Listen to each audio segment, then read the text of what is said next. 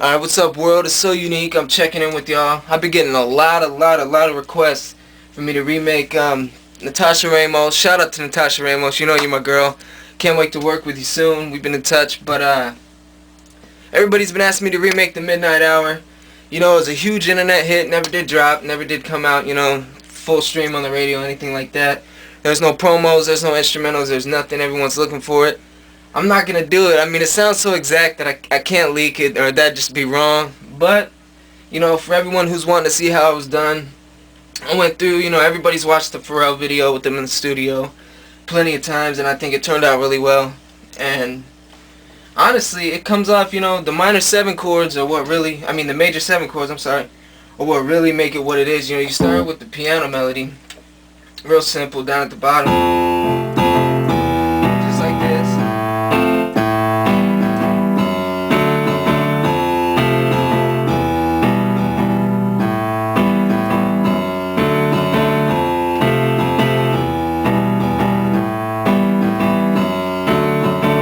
Now, I mean, I would suggest if you're remaking it yourself, get a real strong piano. Keep it, you know, the way it should be. There's really not that much complexity to the beat itself. I'll start off with the drums, get the drums going for you, because that's the main part, you know, get that out of the way. I'm not going to show you each and every drum. But, you know, the main thing, come in with the bongos like he has in the background here. Keep them low. Add your hi-hats and your open hat. Put a shuffle to him, because he put a shuffle to him. That's what makes the beat what it is. A rim shot for the snare. Real simple. It doesn't have to be exact, but it's close as it gets. And then a good kick. Don't shuffle the kick. Keep the kick on beat. Quantize it for the grid. But shuffle the rest of your instruments, other than shuffle the rest of your drums. I'm sorry. That'll give it a nice sound. And the rest of it's on there. I mean, anybody who's watched this video, you know, he started off with the sine lead. He came in.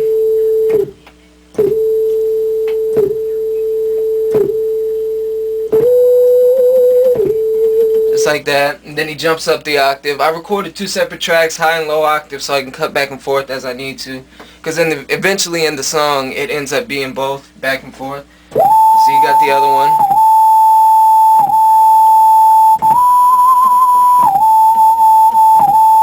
Simple. And then the string. The strings. I can't stress enough. I've seen a couple remakes, I've heard a couple remakes, and the string just was not on point. You have to make sure, if you listen to the melody, the string hits at the 3rd chord. So when you have the main melody,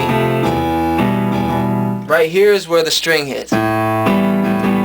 So you got to keep that same note, which is E minor, and inverted, of course, you know. I did an octave. I kept the low and the high.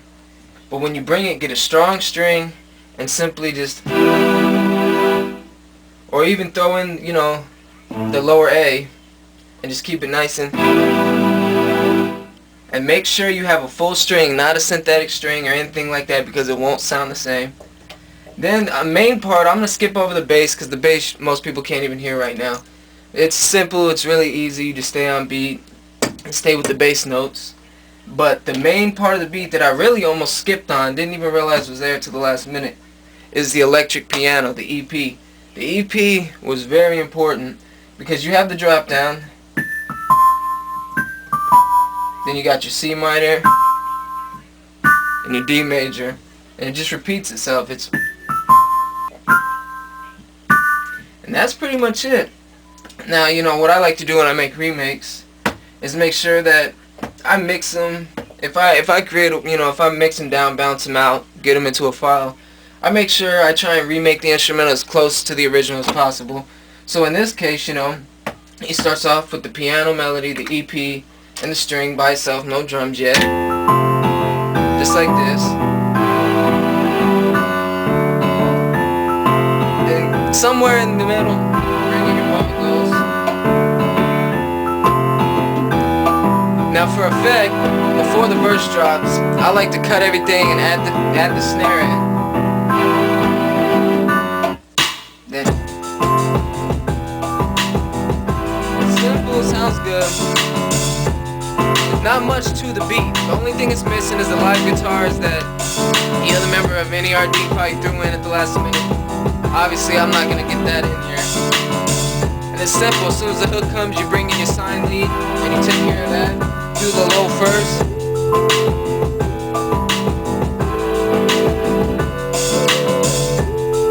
Second 4 bars, you want to bring in the high one. Take the low one out.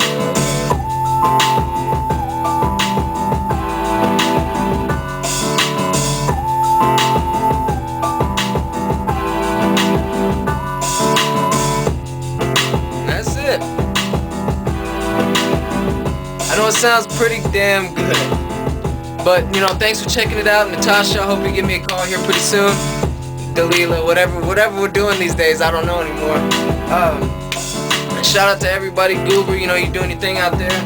And I hope everybody likes it. I hope you learned something from it. I encourage you, go make it yourself. You got a motif, if you got a Triton, whatever you're working on, at least go make it yourself. See what you can come up with. Man, everybody has their own remake. I tried my hardest to get it back to where it should have been. And I think it sounds pretty good. Shout out to me if you want the instrumental, I'll give it to you. With regards to Natasha Ramos' approval. But other than that, you know, I'm glad you're watching. If you need anything else, just send me the request. You know, I do it daily. I'm always in the studio. I'm always working.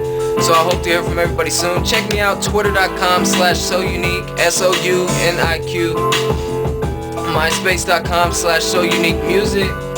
Anyway else you want to get a hold of me, YouTube, however you want to do it, you know, we'll get something set up. And I appreciate everybody watching.